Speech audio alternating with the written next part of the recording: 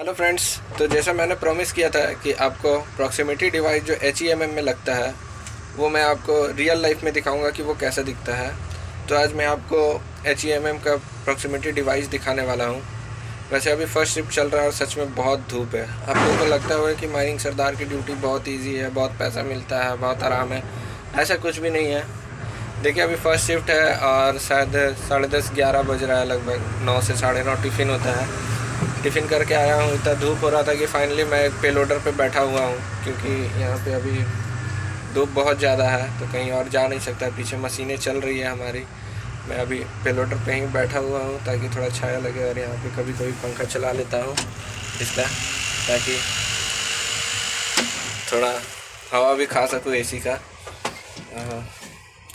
तो एक और चीज़ मुझे बताना था कि अगर आप चाहते हैं कि मैं अपना पेमेंट स्लिप अपलोड करूं और आपको पता चले कि एक माइनिंग सरदार को रियल लाइफ में कितना पेमेंट मिलता है, या आप माइनिंग सरदार जब ज्वाइन करेंगे या फिर ओवरमैन जूनियर ओवरमैन ग्रेड C जब ज्वाइन करेंगे तो आपको कितना पेमेंट मिलने का उम्मीद है, अगर आप जानना चाहते हैं तो एक बार कमेंट में ज़रूर बताइएगा। मैं ज़रूर अपना पेमेंट स्लिप आपको अपलोड करके उसका हर डिटेल आपको एक्सप्लेन करके बताऊँगा।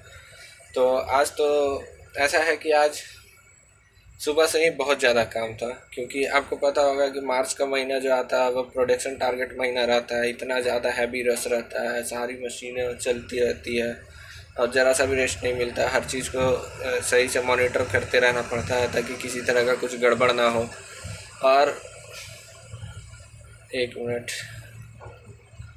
अभी ऐसा है कि चारों तरफ हमेशा इतना मशीन चल रहा है कि चारों तरफ नज़र घुमाते रहना पड़ता है कि कहीं कोई डिस्टरबेंस तो नहीं हो रहा है, कहीं कोई मशीन पीड़ी तो नहीं हो रही है। देखिए अभी कोयला का ढेला भी गिर रहा है ऊपर से, क्या कीजिएगा।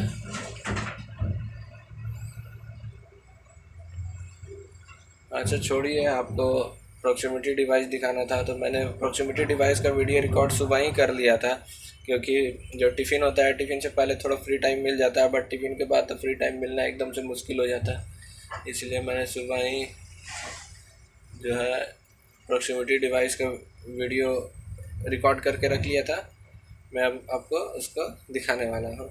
और हाँ, एक और बात याद रखिएगा कि प्रॉक्सिमिटी डिवाइस से रिलेटेड जो क्वेश्चन आता है कि वो कहाँ कहाँ फिट होता है, तो उम्मीद है आप ये वीडियो देखने के बाद आप ज़िंदगी में नहीं भूलिएगा कि वो कहाँ कहाँ फिट होता है, क्योंकि मैं आपको लाइव एग्जांपल दिखा रहा हूँ कि वहाँ का वो प्रॉक्सिमिटी डिवाइस कहाँ पे फिट है पहले से।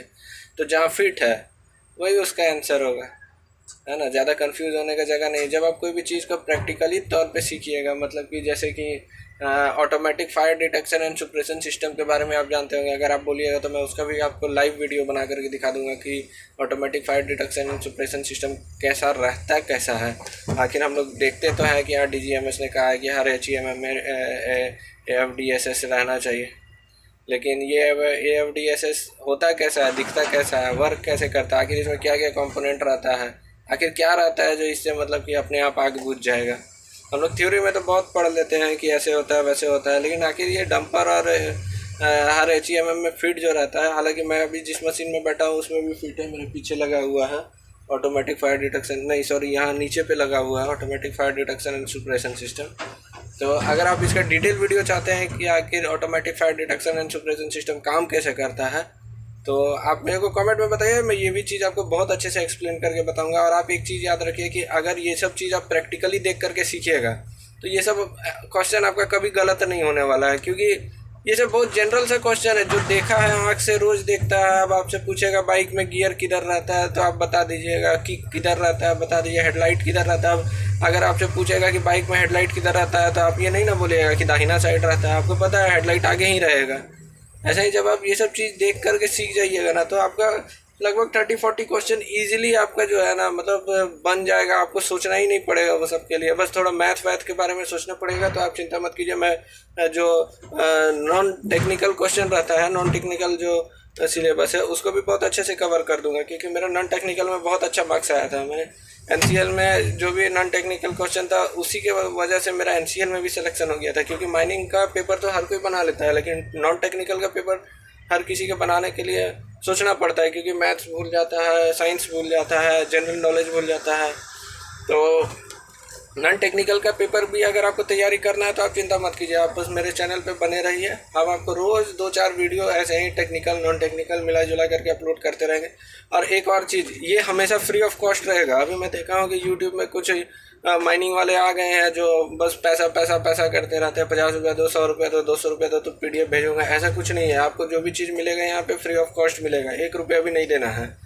और आप जहाँ से लीजिएगा भी ना 1000 रुपये दे करके, आपको ये चीज़ कभी नहीं बताने वाला प्रैक्टिकली लाइफ में। आपको बस थ्योरी दे देगा, AFDSS क्या होता है भाई, रहता कहाँ है, काम कैसे करता है, इस बारे में क्वेश्चन पूछ देगा तो बस आप वहाँ पे फेल हो जाइए।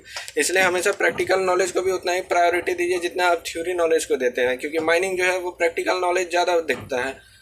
अगर प्रैक्टिकल नॉलेज का वैल्यू नहीं रहता तो आपको वोकेशनल ट्रेनिंग और पोस्ट डिप्लोमा प्रैक्टिकल ट्रेनिंग या ग्रेजुएट ट्रेनिंग क्यों करवाता। आप खुद सोच करके देखिए कि अगर सारा काम थ्योरी से ही चल जाता है, जैसे मैकेनिकल इलेक्ट्रिकल का होता है, तो क्यों आगे आपको प्रैक्टिकल ट्रेनिंग दिया जाता है। इसलिए आप जो है प्रैक्टिकल लाइफ में जो प्रैक्टिकल नॉलेज होता है उसको भी हमेशा प्रायोरिटी में देखा कीजिए, तब आपका क्वेश्चन जो है ना, ज़्यादा से ज़्यादा क्वेश्चन आप अटैम्प्ट कर पाइएगा। और आज के टाइम पे क्वेश्चन जो है ना, मतलब 100% सही करना बहुत ज़रूरी होगी। खैर मेरा फेस देख के भी लग रहा होगा कि यार धूप का असर दिख रहा है मेरे फेस पे, है ना। मैं भी गोरा गोरा लड़का था, काला काला हो गया है कोलियरी में आकर के।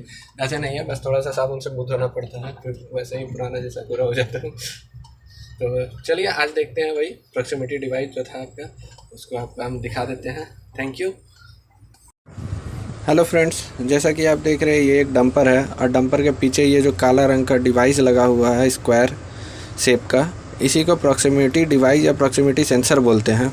और इसका सबसे बड़ा काम होता है कि कोई भी चीज़ इसके आगे या सामने जब रहता है तो वो कैबिन में आवाज़ करने लगता है इसका सेंसर, और बीप बीप का आवाज़ करता है, जिससे ऑपरेटर को पता चल जाता है कि डंपर के सामने जो ब्लाइंड जोन बना रहता है, जहाँ डंपर ऑपरेटर अपना आँख से नहीं देख सकता है, वहाँ पे कुछ ऑब्स्टिकल रखा हुआ है, या तो वहाँ पे बड़ा बड़ा बोल्डर है आ गया है, या फिर कोई मशीन आगे खड़ी है।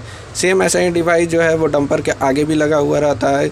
आपको पता होगा कैबिन जो रहता है थोड़ा ऊंचा जगह पे रहता है, तो ऑपरेटर को हर चीज़ दिखाई नहीं देता है साफ साफ, जस्ट नीचे का चीज़ ऑपरेटर को नहीं दिखता है। तो उसका जो दिक्कत होता है उसको सॉल्व करने के लिए जो है प्रॉक्सिमिटी डिवाइस हम लोग लगा देते हैं HEMM में, ताकि कोई भी चीज़ जस्ट उसके सामने अगर आ जाए तो मशीन जो है उसको डिटेक्ट करे। ये एक तरह का रडार होता है और बहुत ज़्यादा इफ़ेक्टिव रहता है। ये बहुत दूर से ही काम करना स्टार्ट कर देता है, और डिवाइस के जैसे जैसे सामने कोई ऑब्स्टिकल आता है ये और ज़्यादा ज़ोर से बीप करने लगता है। तो अब हमको लगता है कि अगर नेक्स्ट टाइम किसी भी वैकेंसी के क्वेश्चन में ये आए तो आपको समझ में आ जाएगा ये वीडियो देख करके कि ये मशीन HEMM डंपर ट्रिपर्स में लगा हुआ रहता है। तो उम्मीद है कि अब आप ये क्वेश्चन को कभी भी गलत करके नहीं आइएगा, क्योंकि आपने ये चीज़ को आप प्रैक्टिकली रूप से सीख लिया है, और प्रैक्टिकल रूप से सीखा हुआ चीज़ कभी भी भूलता नहीं है इंसान। इसलिए मैं कोशिश करूंगा कि ऑटोमेटिक फायर डिटेक्शन सुप्रेशन सिस्टम या अन्य जो भी सेफ्टी डिवाइसेस जैसे ब्रेक्स हो गया और जो भी कुछ रहता है HEMM में, वो सब का एक प्रैक्टिकल वीडियो अपलोड कर देने का, ताकि जब क्वेश्चन एग्ज़ाम में आए तो आप वो सब क्वेश्चन को इजीली सॉल्व कर सके, क्योंकि आपने प्रैक्टिकली भी उन सब चीज़ों को देख रखा। आप जैसे देख रहे हैं कि अभी ये जो सामने है ये फ्रंट का व्यू है, डंपर के आगे भी लगा हुआ है प्रॉक्सिमिटी सेंसर, ब्लैक कलर का प्रीव्यू आप जो देख रहे हैं, इसका जूम करके भी मैं दिखा दूंगा। तो उम्मीद है अब आप अच्छे से समझ गए होंगे कि प्रॉक्सिमिटी डिवाइस क्या होता है। Thank you.